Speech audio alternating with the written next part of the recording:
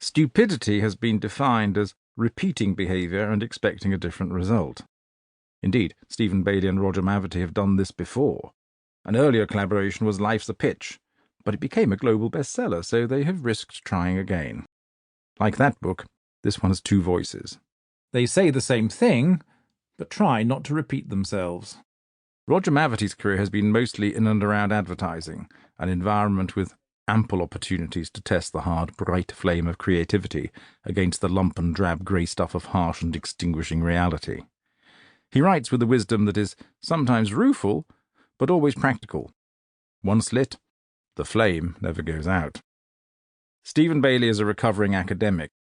An early career in universities left him with a didactic streak a mile wide and, critics say, an inch deep. Later he became the person for whom design guru was coined. He writes to prompt and suggest, not to explain or justify. They like to think they make a good double act. Bayley and Mavity met many years ago in a business world designed by their patron Terence Conran. In those days, Conran was an eponym for all things creative. Today, Bayley, having midwifed the birth of Conran's Design Museum, is an author, columnist and critic.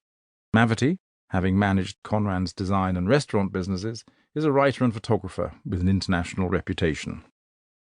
Each of them has written a series of short chapters identified by their initials and by a different typeface and by a different voice.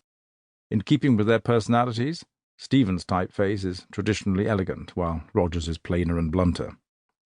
Some chapters debunk the conventional wisdom and fashionable nonsense which surround this arcane subject. Others explore the underlying truths. Creativity includes the whole of God's and man's endeavours, including volcanoes and pop rivets, waterfalls and popcorn, giraffes and Negroni Spagliato. So it's a big subject for a book of conventional size and length. Even to ponder a comprehensive treatment would be an absurd folly. So the chapters are not arranged in a logical narrative sequence, but more as a terrazzo of ideas. The aim is not authoritative analysis of an ineffable subject, but rather to hint about how to steal fire and how to ignite thought. Introduction. A Guide for the Oppressed. A personal note from one of the authors.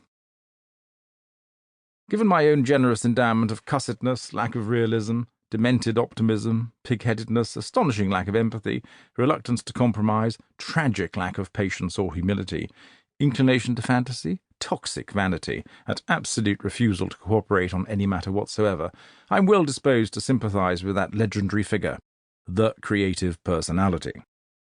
Often I champion him and have a stump speech where I talk about the primacy of ideas over admin. Of this I have no doubt.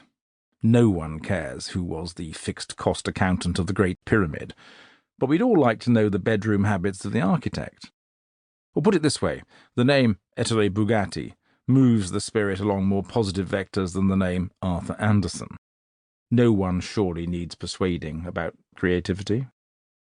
Ideas are what move civilization along, giving it point, style, and meaning. Creative types have lots. Not because it's good for business, simply because it's in their nature. Contrariness is part of the job description. When a government official once asked me how best to stimulate creativity, I said, make it illegal. Criminalizing possession and generation of ideas would stimulate even more than the jug of hock and soda water that Byron recommended to poets. The most superlatively creative type I have ever met was the late, great Paul Arden, who, if any single person can make such a claim, established the critical reputation of Saatchi and Saatchi in its Augustan period. I really liked Paul, and we became quite close. We went to each other's houses and knew each other's children. Our wives became friends. I just mention this to put into the context what follows.